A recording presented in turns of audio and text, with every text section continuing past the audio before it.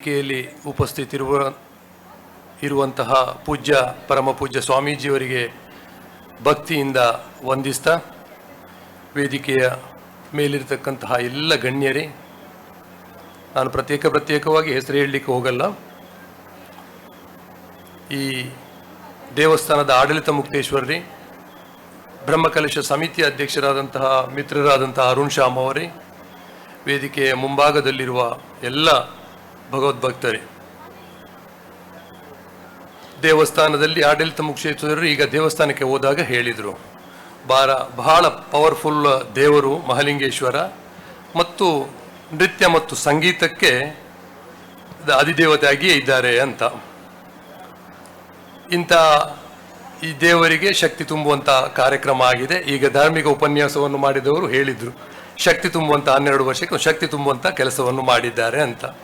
ಪ್ರಥಮವಾಗಿ ಈ ಕಾರ್ಯವನ್ನು ಮಾಡಿದಂತಹ ಎಲ್ಲ ಬ್ರಹ್ಮಕಲಶೋತ್ಸವ ಸಮಿತಿಯ ಅಧ್ಯಕ್ಷರಿಗೆ, ಅವರೆಲ್ಲ ತಂಡಕ್ಕೆ, ಆಡಳಿತ ಮುಕ್ತೇಶ್ವರಿಗೆ ಮತ್ತು ಇದಕ್ಕೆ ಸಹಕರಿಸಿದಂಥ ಎಲ್ಲ ಧನ ಸಹಾಯವೋ ಅಥವಾ ಸ್ವಯಂ ಸೇವಕರಾಗಿ ಕೆಲಸ ಮಾಡಿದಂಥ ಎಲ್ಲರಿಗೂ ನನ್ನ ವೈಯಕ್ತಿಕ ನೆಲೆಯಲ್ಲಿ ಎಲ್ಲರನ್ನೂ ಅಭಿನಂದಿಸ್ತಾ, ಧರ್ಮ ದೇವರು ಇದರ ಬಗ್ಗೆ ನಾವು ಇದು ಫೀಲ್ಡ್ ಅಲ್ಲ. ಇದು ಈಗ ಧಾರ್ಮಿಕ ಸ್ವಾಮೀಜಿಯವರು ಇದ್ದಾರೆ ವೇದಿಕೆಯಲ್ಲಿ, ಮಾತ್ರ ಅಲ್ಲ ಧಾರ್ಮಿಕ ಉಪನ್ಯಾಸವನ್ನು ಮಾಡಿದಂತಹ ಹಿರಣ್ಯ ವೆಂಕಟೇಶ್ ಭಟ್ ಅವರು ಎಲ್ಲವನ್ನು ಹೇಳಿದ್ದಾರೆ. ಸೊ ಧರ್ಮದ ಬಗ್ಗೆ ದೇವರ ಬಗ್ಗೆ ಮಾತಾಡಿದ್ರೆ ತಪ್ಪಾಗ್ಬೋದು, ಅಂದ್ರೆ ಅಷ್ಟು ನಮಗೆ ತಿಳಿದಿಲ್ಲ ಅಂತ. ನ್ಯಾಯದ ಬಗ್ಗೆ ಮಾತಾಡುವಂತ ಅಗತ್ಯ ನನಗೆ ಇಲ್ಲಿ ಕಾಣ್ತಾ ಇಲ್ಲ.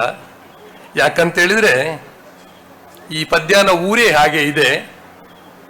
ನನಗೆ ಮೊನ್ನೆ ನನ್ನನ್ನು ಕರೀಲಿಕ್ಕೆ ಬಂದಾಗ ಆಡಳಿತ ಮುಖ್ಯೇಶ್ವರರು ಸೇರಾಜಿಯವರು ಹೇಳ್ತಾ ಇದ್ರು, ನಮ್ಮ ಊರಲ್ಲಿ ಎಲ್ಲ ಗ್ರಾಮಗಳಲ್ಲಿ ಭಜನಾ ಕಾರ್ಯಕ್ರಮ, ಪ್ರತಿ ಮನೆಗೆ ಹೋಗಿ ಭಜನೆಯನ್ನು ಮಾಡುವಂತಹ ಕಾರ್ಯಕ್ರಮ ಇಂಥದ್ದೆಲ್ಲ ನಡೀತಾ ಇದೆ ಅಂತ. ಅಂದ್ರೆ ಇಡೀ ಊರೇ ಧರ್ಮದ ಕಾರ್ಯದಲ್ಲಿ ತೊಡಗಿದೆ ಅಂತ. ಧರ್ಮದ ಕಾರ್ಯದಲ್ಲಿ ತೊಡಗಿದ್ರೆ ನ್ಯಾಯವನ್ನು ಪರಿಪಾಲನೆ ಮಾಡ್ತಾರೆ ಎಲ್ಲ ಜನರು ಅಂತ ಅದರ ಅರ್ಥ. ಧರ್ಮದ 10 ಲಕ್ಷಣಗಳಲ್ಲಿ 1 ಲಕ್ಷಣ ಆಸ್ತೇಯ ಅಂತ ಬರುತ್ತೆ. ಇವರಿಗೆ ಹಿರಣ್ಯ ವೆಂಕಟೇಶ್ ಭಟ್ ಅವರು ಅದರ ಬಗ್ಗೆ ಅವರಿಗೆ ಅದು ತಿಳಿದಂತ ವಿಚಾರ, ಅದು ಅವರ ಪರಿಧಿಯಲ್ಲಿದ್ದಂತು. ಆಸ್ತೇಯ ಅಂತ ಹೇಳಿದ್ರೆ ಕಳ್ಳತನ ಮಾಡದಿರುವುದು ಅಥವಾ ಇತರರ ವಸ್ತುವಿಗೆ ಬಯಸದೇ ಇರುವುದು ಅಂತ. ಅಂದ್ರೆ ನ್ಯಾಯ ಪರಿಪಾಲನೆ ಮಾಡುವುದು ಅಂತ. ಅದು ನ್ಯಾಯದ ಪರಿಪಾಲನೆ ಆಗ್ತದೆ ಅಂತ. ಕಳ್ಳತನ ಮಾಡೋದಿರುವುದು ಅಥವಾ ಇತರರ ವಸ್ತುಗೆ ಯಾವುದೇ ಆಸೆ ಪಡೆದಿದ್ರೆ ಅವ ನ್ಯಾಯ ಪರಿಪಾಲನೆ ಮಾಡ್ತಾನೆ ಅಂತಲೇ ಲೆಕ್ಕ. ಆದ್ದರಿಂದ ಧರ್ಮದ ಹಾದಿಯಲ್ಲಿ ಯಾರು ನಡೀತಾನೋ ಅವ ನ್ಯಾಯದ ಪರಿಪಾಲನೆ ಮಾಡುವವನು ಆಗಿರ್ತಾನೆ. ದೇಶದಲ್ಲಿ ಎಲ್ಲ ನ್ಯಾಯಾಲಯಗಳು ವ್ಯಾಜ್ಯಗಳಿಂದ ತುಂಬಿ ತುಳುಕ್ತಾ ಇದೆ. ಇದು ಧರ್ಮದ ಪರಿಪಾಲನೆ ಮಾಡಬೇಕಾದಂತ ಅಗತ್ಯ ಜರೂರು ಈಗ ಇದೆ. ಎಲ್ಲರೂ ಇಂತಹ ಧರ್ಮದ ಹಾದಿಯಲ್ಲಿ ನಡೆದರೆ ನ್ಯಾಯಾಲಯದ ಕೆಲಸನೂ ಕೂಡ ಕಮ್ಮಿ ಆಗುತ್ತೆ. ಸೌತ್ ಕೇಂದ್ರದಲ್ಲಿ ದಾಖಲೆಯ ಪ್ರಮಾಣದಲ್ಲಿ ಬ್ರಹ್ಮಕಲಶಗಳು ನಡೀತಾ ಇದೆ. ಪುನರ್ ಪ್ರತಿಷ್ಠೆಯು, ಬ್ರಹ್ಮಕಲಶ ಅಥವಾ ಇತರ ಎಲ್ಲ ಧಾರ್ಮಿಕ ಕಾರ್ಯಕ್ರಮಗಳು ಬಹಳಷ್ಟು ನಡೀತಾ ಇದೆ, ದಾಖಲೆಯ ಪ್ರಮಾಣಗಳಲ್ಲಿ ನಡೀತಾ ಇದೆ. ಅಂದ್ರೆ ನಮ್ಮ ಈ ಎಲ್ಲ ಸೌತ್ ಕೇಂದ್ರದ ಜನರು ಧರ್ಮದ ಬಗ್ಗೆ ಜಾಗೃತರಾಗಿದ್ದಾರೆ ಅನ್ನೋದು ಖಂಡಿತ ತಿಳಿದು ಬರ್ತಾ ಇದೆ. ಇದು ಪ್ರಗತಿಯ ಸಂಕೇತ. ರಾಷ್ಟ್ರಗಳು ಇವತ್ತು ಯುದ್ಧದಲ್ಲಿ ತೊಡಗಿದೆ. ಯುದ್ಧದ ಕಾಮೋಡ ಹಲವಾರು ರಾಷ್ಟ್ರಗಳಿಗೆ ಹಬ್ಬಿದೆ. ಅದು ಲೋಭದಿಂದಾಗಿ ಅಂತ. ಯುದ್ಧ ಯಾಕಂತ ಹೇಳಿದ್ರೆ ಯಾವುದೋ ಒಂದು ವಿಸ್ತರಣಾ ನೀತಿಯೋ ಅಥವಾ ಮತ್ತೊಂದು ನೀತಿಯೊಂದಾಗಿ ಒಂದು ಲೋಭದ ನೀತಿ ಅದು. ಧರ್ಮದ ಕಾರ್ಯದಲ್ಲಿ ನಡೆದವನಿಗೆ ಅಂತ ಯಾವುದೇ ಆಸೆ ಇರಲ್ಲ. ಅವ ಶಾಂತ ಬದುಕನ್ನು ಬದುಕ್ತಾನೆ ಅನ್ನೋದು ಧರ್ಮದ ನಾವು ವೇದಶಾಸ್ತ್ರ ಪುರಾಣವನ್ನು ಓದಿದಾಗ ತಿಳಿಯುತ್ತದೆ. ಇಂತಹ ಕಾರ್ಯಕ್ರಮಗಳು ನಮ್ಮ ಊರಿನಲ್ಲಿ ಈ ಸೌತ್ ಕೇಂದ್ರದಲ್ಲಿ ಆಗುವುದು ರಾಜ್ಯ ದೇಶಕ್ಕೆ ವ್ಯಾಪಿಸಲಿ, ನಮ್ಮ ದೇಶ ಎಲ್ಲ ಸಮೃದ್ಧವಾಗಿ ಇರಲಿ, ಎಲ್ಲರೂ ಧಾರ್ಮಿಕರಾಗಿ ಬದುಕೋಣ.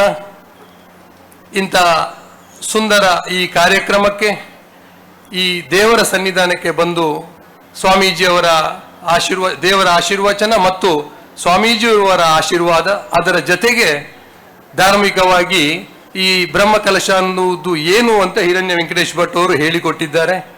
ಈ ಎಲ್ಲ ಕಾರ್ಯಕ್ರಮದಲ್ಲಿ ಭಾಗಿಯಾಗುವುದಕ್ಕೆ ಅನುವು ಮಾಡಿಕೊಟ್ಟಂತಹ ಮಿತ್ರರಾದಂತಹ ಅರುಣ್ ಶ್ಯಾಮ್ ಅವರಿಗೆ ನಾನು ಬೇಡ ಅಂತ ಹೇಳಿದರೆ ಕೇಳಲಿಲ್ಲ. ಅರುಣ್ ಶ್ಯಾಮ್ ಅವರು ನಮ್ಮ ನ್ಯಾಯಾಲಯದಲ್ಲಿ ಮಾತ್ರ ಅಲ್ಲ, ನ್ಯಾಯಾಲಯದ ಜೊತೆಗೆ, ನ್ಯಾಯದ ಕಾರ್ಯದ ಜೊತೆಗೆ ಧರ್ಮದ ಕಾರ್ಯದಲ್ಲಿಯೂ ತನ್ನನ್ನು ತೊಡಗಿಸಿಕೊಂಡಿದ್ದಾರೆ ಅನ್ನುವಂಥ ವಿಚಾರ ಇದರಿಂದ ನಮಗೆ ಅದು ಸಂತಸವನ್ನು ತಂದಿದೆ. ಅವರನ್ನು ವೈಯಕ್ತಿಕವಾಗಿ ಅಭಿನಂದಿಸಿ ಇಲ್ಲಿ ಕರೆದಕ್ಕೆ ಇನ್ನೊಮ್ಮೆ ನಿಮಗೆಲ್ಲರಿಗೂ ನಮಸ್ಕರಿಸ್ತಾ ನನ್ನೆರಡು ಮಾತನ್ನು ಮುಗಿಸ್ತೇನೆ.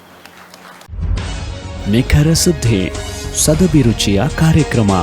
ನೀವು ನೋಡ್ತಾ ಇದ್ದೀರಾ ಕಹಳೆ ನ್ಯೂಸ್, ಸಮಾಜದ ಜಾಗೃತಿಗಾಗಿ ವಸ್ತುನಿಷ್ಠ ವರದಿ.